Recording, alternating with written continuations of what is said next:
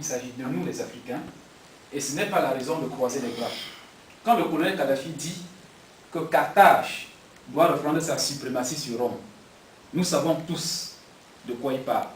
En Occident, il est interdit même de tenir un discours juste au sujet des Africains, même si ceux-ci ont inventé le médicament le plus recherché en Europe.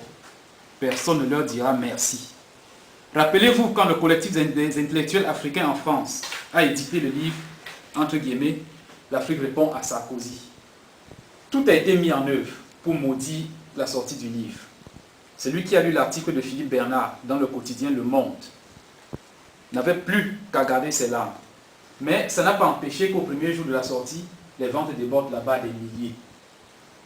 Pour une quelconque situation de l'Afrique et de sa pauvreté, nous sommes tous des Africains, nous sommes nés là-bas et nous sortons de là. Donc, la seule chose qui peut en fait faire débat, c'est plus l'orientation des évolutions sur ce continent que le développement lui-même. Et si c'est même le cas, la question du développement du continent et même de sa démocratisation se posera en termes de conjoncturel et de structurel. De toutes les manières, nous avons aussi besoin, nous, notre réinsertion dans le processus de développement du continent, des États forts, des États-nations et des États au service de la société. C'est Machiavel qui formule les principes de la nouvelle pensée politique avec plus de rigueur.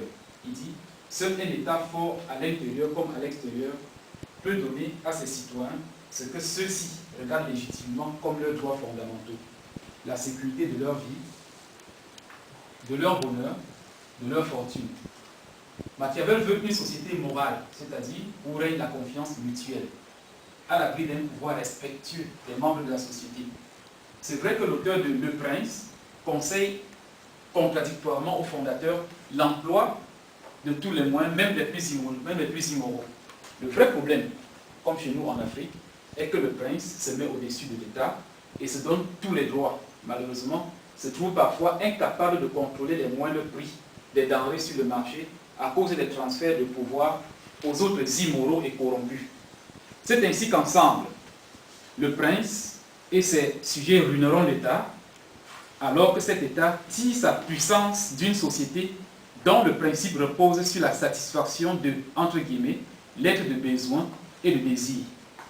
C'est Hobbes qui exprime cette idée avec force en disant, entre guillemets, seul un État tout-puissant protégera les membres de la société contre la démesure de leur désir inné de gloire et de richesse qui, sans contrôle, déchaînera la lutte de tous contre tous. On ferme les guillemets.